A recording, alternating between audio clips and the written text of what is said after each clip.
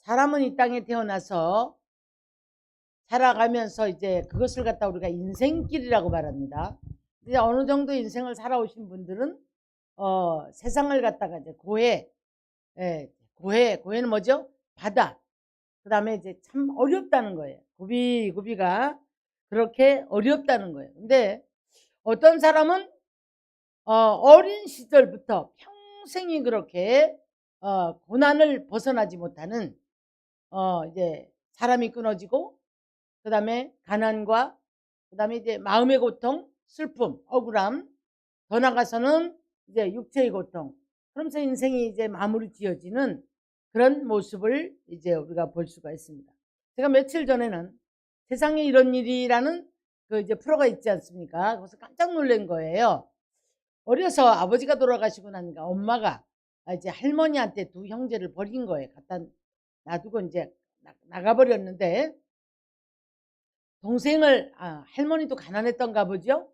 그러니까 이제 12살쯤 됐으니까 이제 주변을 살필 줄 아는, 그러다 보니까 너무너무 이제 미안하고, 그러니까 내가 이 집을 나가야 동생이 한 숟가락이라도 더 먹을 것이다, 이러고 이제 12살 된 소년이 나와버린 거예요. 집을 나와가지고 돌아다니면서 전전긍긍 뭐 구걸을 하는 것도 이제 용기가 있어야 하는데, 구걸해서 뭐 이렇게 하루하루를 먹고 살기도 하고 그러기도 하면서 이제 애를 쓰고 살았더라고요. 그런데 이 청년의 시점 들어와서 졸업병이라는 병이 온 거예요. 졸업병이라는 병이 왔는데, 이 병은 이 모든 세포가 빨리 늙어요. 그러니까 지금 50 하나인가 둘인가 밖에 안 되는데 150살의 신체 나이래요. 150살의 신체 나이인데 어떻게 생겼냐면, 무릎, 발, 이 팔꿈치, 이런 뼈, 그 다음에 누구를 생각하시면 되냐면 이티 똑같아요. 정말 그럴 정도로 똑같아. 팔다리가 그렇게 가늘고 이런 관절들만 톡톡 튀어나와 있는데, 이게 걸어 나가는 걸 보면 신발을 신고 있잖아요. 신발 신고 꼭 우리 어떤 정말 모기 다리에다가 워카 시켜놓을 것 같은 그런 삶을 살아가는데, 이웃집에 있는 82세 된 할아버지가 형님 하더라고요. 그럼 52살하고 82, 그러니까 나이 차이가 많이 나잖아요. 근데 이분이 반찬을 해다 주고 도와주고 이렇게 하는 거예요. 아무도 없어요. 취재를 해서 물어보니까 그래서 나왔다는 겁니다. 자, 인생이 어떻게 어려서부터 부모로부터 이렇게 버림을 받고 이렇게 나와서 어떻게 이런 또 병이 걸려서 인생이 이렇게 망가지는가, 이런 생각을 하면서 참 곤고한 인생이다 라는 생각을 해봤습니다. 자, 우리가 이제 시편 107편은 하나님을 바라보고 부르짖고 기도하며 하나님께로 나가는, 그래야만이 산다고 하는 그런 이제 말씀이에요. 말씀인데, 이스라엘 백성들에게 뭐라고 말씀하셨냐면, 너희는 내게 부르짖으라, 그리고 입을 넓게 열라, 그리하면 채우리라. 그러나 너희가 안 했다는 겁니다. 안 했다는 겁니다. 자, 우리가 그냥 이렇게 세상에 일어나는 일들 바라보고, 어디가 홍수가 났대, 어디가 바람이 불어서 이렇게 다 됐대, 저 사람들이 이렇게 해서 전쟁이 났고, 이 사람은 이래서 지진이 났고, 이래서 이렇게 고통스럽대. 여러분, 남의 일로 보지 마시고, 자, 누구는 병들었대, 누구는 이렇대, 이거 그냥 남의 일로 보시면 안 돼요. 사람이 여러 성격을 가지고 우리가 이 세상을 섞여서 살아갑니다. 어떤 사람은 냉소주의적인 사람이 있어요. 다른 사람 안 봐요. 나밖에 몰라요. 아주 냉소주의에. 그래서 냉랭하고 이기적이고 독선적이고, 자, 이런 사람이 있는가 하면 비관적인 사람이 있어요. 비관적인 사람.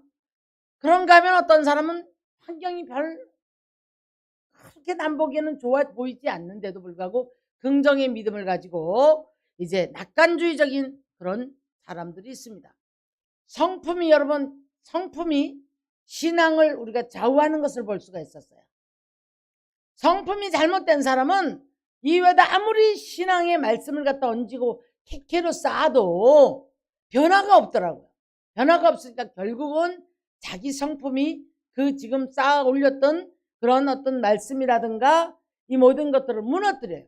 하나님이 아무리 도와주려고 애를 쓰셔도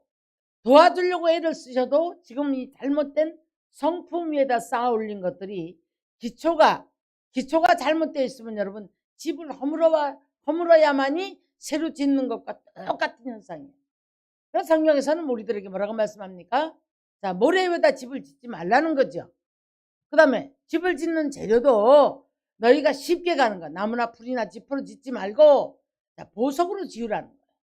보석으로 집을 짓고 터는 얻다가 반석 위에다가 세우는 거야. 집을 지으라는 거야. 반석은 어디입니까? 누굽니까? 예수 그리스도가 반석이라고 했거든요. 그 반석 대신 예수님이 우리 안에 터가 되어서 구원의 터가 먼저 세워지고 그 위에다가 하나님의 나라를 건설하는 축복의 사람이 되어야 할 줄 믿습니다. 인생은 모두가 다 이제 어떠냐면 곤고하고 괴롭다는 거예요. 참 이상하죠? 이제 옛날을 바라보면 옛날 이때가 훨씬 안 좋았어요. 지금을 돌아보면 이때가 더 좋아졌어요. 많이 좋아졌는데도 지금보다가 옛날을 돌아보면 많이 좋아졌지만 지금의 우리는 행복 지수를 거꾸로 잊어버리고 살아가는 사람들이 너무나 많습니다. 너무나 많습니다. 자, 그래서 하나님의 나라가 내 안에 이루어지기 위해서는 먼저 우리의 신앙이 성숙해가면서 인격이 성숙해가는 거예요. 성숙해가는 인격 위에 신앙이 같이 갑니다. 그래서 이 터 위에다가 이제 신앙의 집이 세워지고 나면 이 집이 세워지기까지는 성숙할수록 회개가 많아지는 거예요. 회개가 많아져야 우리가 부흥의 역사가 일어나요. 근데 오늘 여기 본문에 보니까 거할성을 찾지 못했다. 목이 마르고 여러분 이것을 저 사막에 나를 혼자 갖다 놓고 물도 없고 앞이 막막해요. 거기다가 한번 비교를 해봐야 돼요. 근데 우리는 거기를 못 보는 거예요. 하나님의 말씀은 우리들의 인생의 삶을 이렇게 표현을 해놓은 거예요. 표현을 해놓았는데 그래서 이제 뭐라고 말씀하셨냐면 우리 안에 신앙의 본성적 자아는 하나님으로부터 분리가 되기 때문에 거할성을 찾지 못하는 거예요. 아직 이 마음에 평화가 없고 아직 이 마음에 늘 두렵고 떨리고 곤고하고 염려 근심에 사로잡혀서 거할성을 찾지 못하고 어떻게 하나 내가 이래 살아서 뭐래. 아직 여러분 이거 거할성을 찾지 못한 사람들 방황하는 영혼입니다. 자, 그러면 근심 중에 여호와께 부르짖음에 그들을 고통에서 건지셨다라고 말씀을 합니다.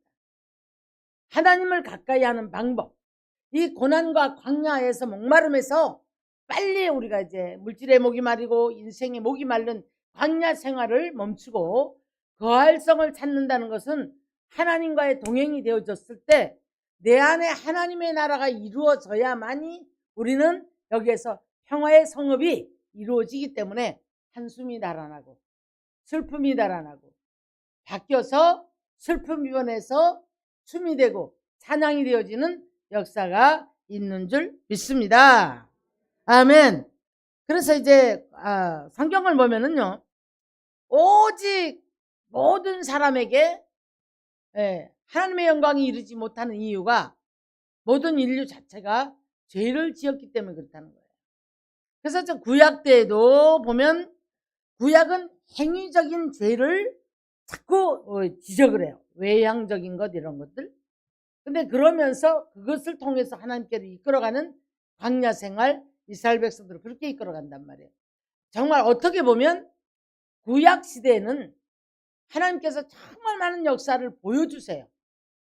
계속 보여주세요. 그러면서 이제 부르짖으면 또 건져주시고 그래서 뭐라 하나님의 선하심을 맛보아 알지어다 그렇게 말씀을 한단 말이에요. 자, 우리가 제가 이제 늘 이런 말씀을 잘 드려요. 우리가 신앙의 간증이 많은 사람이 돼야 된다. 아멘. 간증이 많은 사람은 휘청휘청 하다가도 바로 서요. 간증이 많은 사람은 하나님의 조금 어려움이 있다 할지라도 하나님이 일하실 기대를 우리가 바라보고 다시 일어나 기도하고 다시 붙잡습니다. 그런데 이 간증이 작은 사람들은 아직도 무엇을 먹을까 입을까? 오늘 일 있으면 교회 안 나와요. 오늘 사람 찾아오면 교회 안 나옵니다, 여러분. 무엇이 중요한지를 몰라요.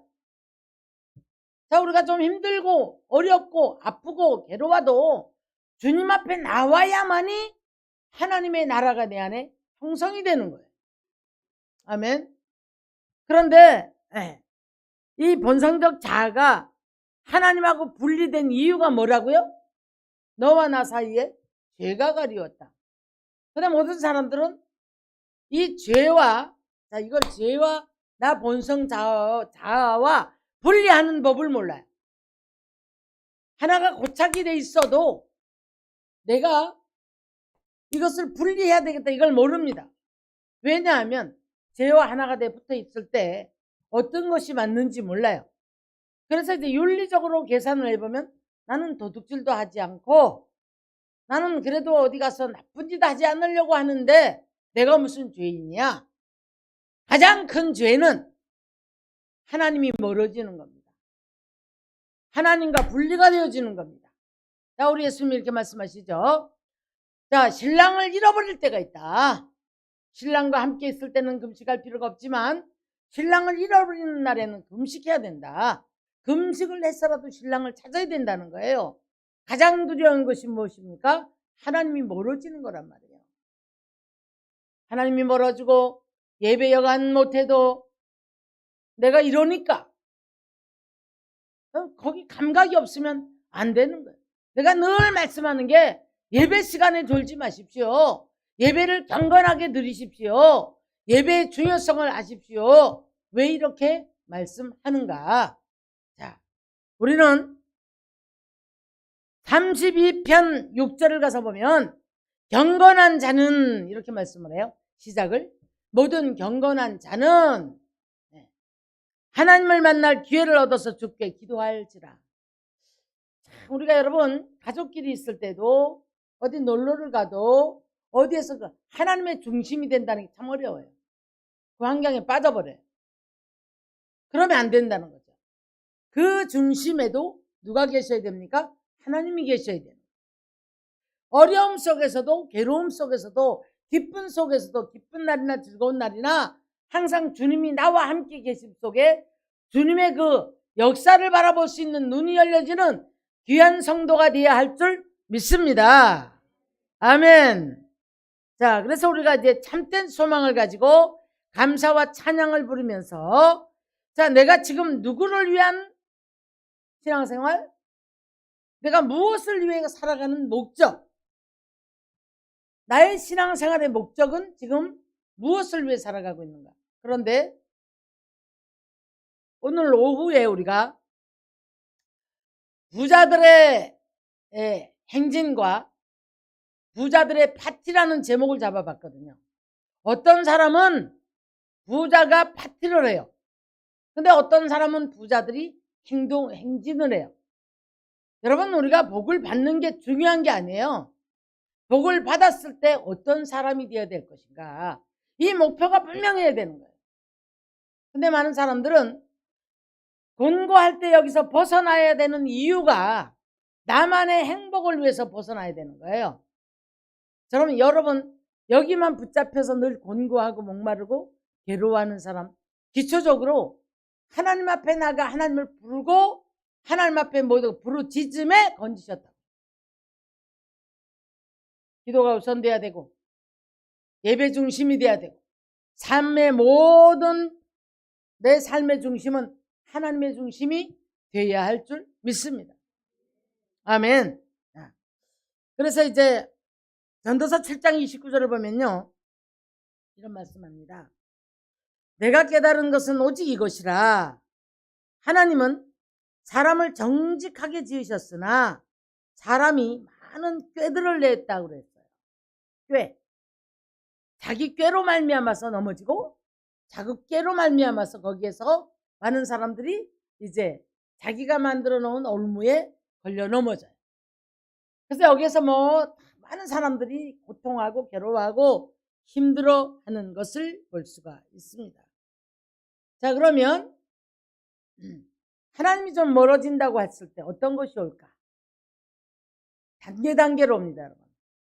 제일 먼저는 곤고함이 오는데, 무엇의 곤고함이 오냐? 물질의 곤고함, 메마른 땅, 광야가 돼요. 이때는 사람들이 하나님을 찾아야 되겠다는 생각을 하지 않아요. 그리고 자꾸 어떻게 하냐면, 내가 무엇을 지혜를 통해서, 삶을 통해서, 내가 주일이 무슨 소용이 있어? 베드로가 그러죠. 밤이 맞도록 왜 다른 사람들 예수님 앞에서 말씀 들을 때 비웃었을 겁니다. 이 귀중한 시간에 돈 벌어야지. 지금 우리나라가 감사한 게 5일 근무제가 되면서, 또 옛날에는 뭐 연중 무휴였잖아요. 뭐라 그러지? 그걸? 쉬는 날이 없었잖아요. 지금은 토요일부터 거의 다 가게들이 안 해요. 그러면서 이제 주일이 되고 나면 먹을 것이 없는, 이럴 정도의 많은 역사를 우리가 볼 수 있습니다. 사랑하는 성도 여러분, 우리는 하나님께서 왜 우리가 이 안식일 날을 제정을 해주시고 이날에 하나님 앞에 우리가 복을 받는 날이라고 했을까요? 하나님을 만나기 때문에 그렇습니다. 저는 더 나가서 주일날 와서 삐쭉 하나님 만나고 안녕하세요 하고 가는 것보다는 이 썬데이 크리스찬이라고 해요. 때마다 일마다 우리는 주님 앞에 나가서 주님을 경배하고 주님을 찬양하고 주님 앞에 늘 모든 것을 맡기고 부르짖고 기도하는 축복의 사람이 되어야 할 줄 믿습니다. 아멘. 그래서 이제 고린도서 4장 7절 가서 보니까요, 이 보배를 우리 안에 가지고 있다고 그랬거든요. 보배가 누굽니까? 예수 그리스도죠. 그래서 이 보배를 가지고 있는 사람, 사방으로 우겨쌈을 당하여도 당하지 않고, 낙심할 일을 만나도 낙심하지 아니하고, 망할 것 같지만 망하지 않는다는 거예요. 우리가 이런 보배를 질그릇 흙으로 만든 내 안에 왜 우리 예수 그리스도가 보화로 들어와 있어서 주님과 우리가 하나가 되어 있는 삶이 되어진다면 우리는 이렇게 방황하는 영혼이 되어지지 않는단 말이에요. 1차적으로 공고하고 목마르고 메마르니까 지각이 혼돈이 와요. 어떻게 하지? 방황을 한단 말이에요. 어찌할 바를 몰라요. 여러분, 이때에 마음의 결단을 하고 하나님을 붙잡고 하나님 앞에 부르짖는 사람은 말씀을 보내서 위경에서 건지시고, 말씀을 보내서 위로하시고, 이렇게 말씀을, 사망의 그늘에 앉은 자에게 말씀을 보내서 살리시고 라고 말씀을 해요. 그런데 산으로들로 기도를 하러 다닐지라도 말씀 무시해버려요.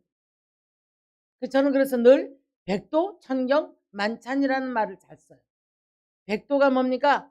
기도 100번 하면 성경은 1000번 봐야 돼요. 찬양은 여러분 흥얼거리는 노래가 아니에요. 하나님을 시인하고 하는 새 노래의 찬양은 10,000번 하라는 거예요. 우리의 찬송을 받기 위해 지으셨다는 겁니다. 그 어떤 찬송일까요?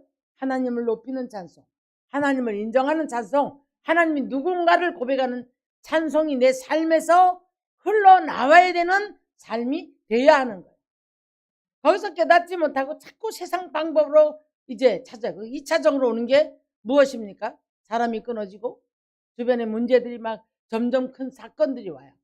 못 깨달아요. 큰 사건들이 오는데 못 깨달아요. 그래서 자꾸 유혹의 소리를 들어, 미혹의 소리를 들어. 이때에 부르짖어야 되는데, 주님을 찾아야 되는데 그러지 못해요.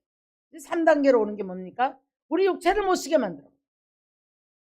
육체를 못 쓰게 만들어 보니까 결국에는 어떤 사람은 질병통해서 하나님의 부름도 있고, 어떤 사람은 그렇게 가야 될 사람도 있어. 결국엔 안 들으니까 우리가 한번 룻기서의 나오미를 한번 생각을 해봐야 돼요. 룻기서의 나오미를 생각해 보니까 그래도 베들레헴에 있을 때 좀 목마르고 곤고해도 거기 있어야 되는 거예요. 여러분, 그리스도인들에게도 엎치락뒤치락 곤고함이 올 때가 있어요, 없어요? 있단 말이에요. 근데 베들레헴에 있어야 되는데 모압 지방으로 내려가는 거예요. 하나님이 1차 때려, 2차 때려, 3차 때릴 때까지 자기 고집 부리고 있다가 씨가 말라버려.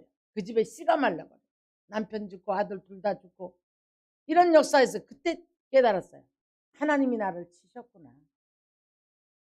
나는 내 이름은 마라라. 여러분, 마라의 인생이 되어지면 정말 비참합니다. 비참합니다. 여기까지 가지 말고 오늘 본문을 더 내려가서 보면 금심 중에 부르짖음의 고통에서 건지셨고 거할성으로 인도하셨도다라고 말씀을 하셔요. 자, 그러면서 인생에게 행하신 기적으로 말미암아 그를 찬송할지로다. 뭐 했더니 공고함에 부르짖었더니 기적을 일으키신단 말이에요. 제발 이런 좀 기적들을 많이 체험하셔서 하나님이 일을 하셨습니다. 내가 기도했는데 이 문제가 이렇게 풀렸습니다. 이런 간증이 많은 성도들이 되었으면 좋겠습니다. 할렐루야! 아멘. 자, 사모하는 영혼에게 만족 주신대요. 자, 우리 하율이가 어제 이런 얘기를 하더라고요. 방언을 받고 싶다고. 어젠가. 여러분, 어른들이 하나님을 알려고를 안 하면 안 되는 거예요. 은혜가 요만큼 있는 사람은 이만큼을 사모하고 이만큼 있는 사람은 더 큰 걸 사모하고. 그래서 이제 고린도전서 12장 보면은 사모하라고 했어요, 안 했어요? 했죠? 했죠? 더 큰 것을 사모하는데 여러분, 우리는 하나님을 알기를 사모해야 됩니다. 하나님을 알아서 하나님 앞에 알면 할수록 유혹에 썩어져가는 욕심을 버려버려요. 그러면서 새로운 사람으로, 내 안에 새로운 사람으로 바뀌기 시작해요. 오후의 말씀을 들어보면 알겠지만은 여러분들이 유혹의 욕심을 따라가는 이유가 무엇일까요? 부자가 되고 싶은 이유가 무엇일까요? 그 목적이 분명하지 않으면 그 부자가 되는 것이 망하는 길이에요. 자, 그러므로 우리들은 할 수 있거든이 무슨 말이냐? 믿는 자에게는 능치 못함이 없느니라.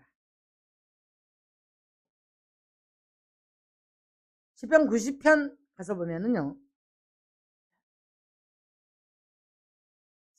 신명기 31편 6절을 보면 강하고 담대하라, 두려워하지 말라, 떨지 말라, 내가 너와 함께 떠나지도 않고 버리지도 않고. 그래서 13장에도 내가 너를 버리지 않을 것이다. 너의 두 손 드는 손을 내가 잡아줄 것이다. 네 그 지금 떨리는 무릎을 내가 이렇게 세워주고. 이게 무슨 말입니까? 하나님 앞에 두 손 들고 무릎 꿇어 기도하는 사람을 붙잡아 주시겠다는 거예요. 버리지 않겠다는 거예요.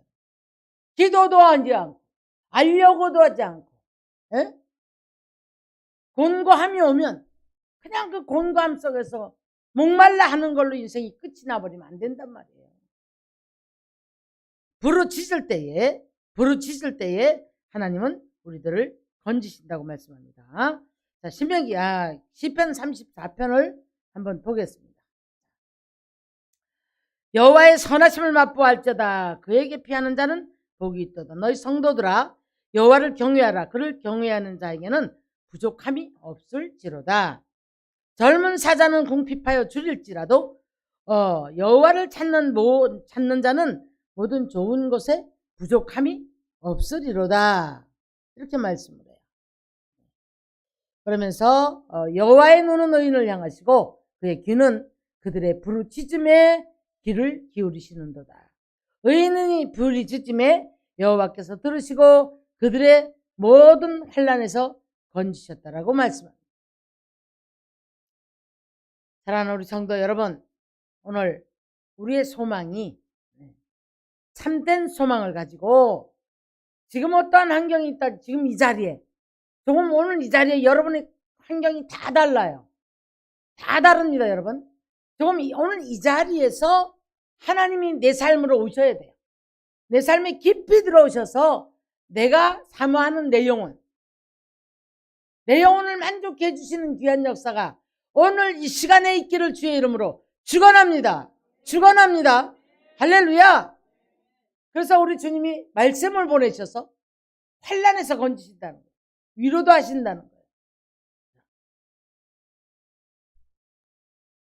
시편 107편 10절 가서 보면 사람이 흑암의 사망의 그늘에 앉았고 곤고한 사슬에 매였으며 이유가 그 이유가 있어요. 말씀을 거역하며 지존자의 뜻을 멸시했기 때문에 곤고함에 사망의 그늘에 앉게 됐다는 거예요. 원인 나왔죠? 원인 나왔죠? 여러분 늘 하나님을 가까이 하려고 사모하는 영혼 가지고 은사도 사모하고 하나님 만나기를, 하나님 뜻 알기를 위해서 여러분 몸부림치는 저와 여러분 되시기를 주님의 이름으로 축원합니다. 조금 더 내려가 보니까요. 14절 가면 흑암과 사망의 그늘에서 인도하여 내시고 그들의 얽어맨 줄을 끊으셨도다. 그가 논문을 깨뜨리시며 쇠빗장을 꺾으셨습니다. 자, 우리 18절을 가서 보면요. 그들은 그들의 모든 음식을 싫어하며 사망의 문에 이르더라. 얼마나 몸이 아프면 음식을 거절해요. 사망에 이르렀다는 겁니다. 그래도 이들이 고통 때문에 여호와께 부르짖음에 그가 그들의 고통에서 그들을 구원하실 때에, 자, 20절 한번 보겠습니다. 그가 그의 말씀을 보내어 그들을 고치시고 위험한 지경에서 건지셨도다 라고 말합니다. 자, 우리 본문에서만도 원인이 나왔고요, 과정이 나왔고요, 결론이 나왔어요. 원인은 지존자의 말씀을 거역하고 살았기 때문에, 하나님이 멀어졌기 때문에 곤고함이 왔고 목마름이 왔고 아픔이 왔어요.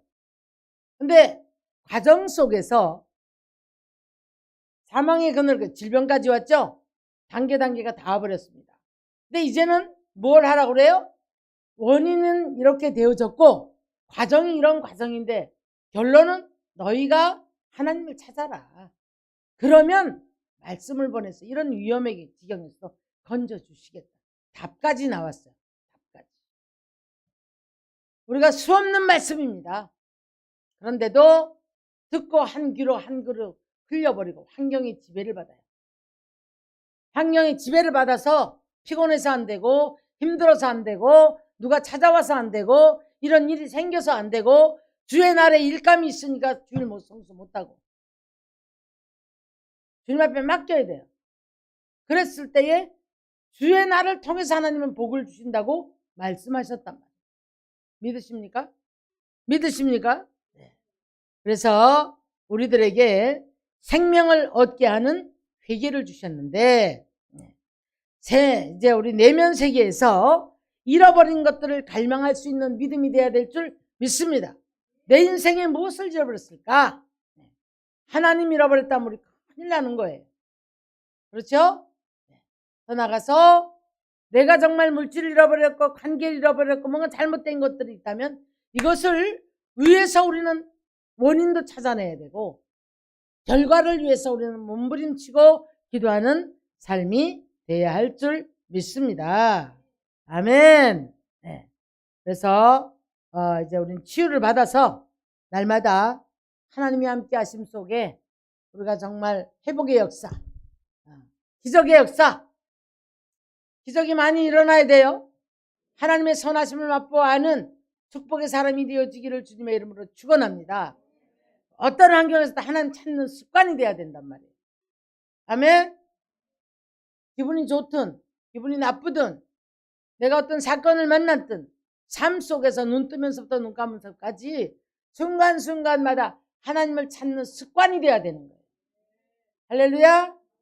그러면서 거기서 믿음이 성장하고 조금 더 들어가니까 이제 우리가 좀 사모하고 정말 신나는 일은 하나님 만나면 기도하지 말래도 기도해요. 재미있거든요. 하나님의 약속이 너무 재미있거든요.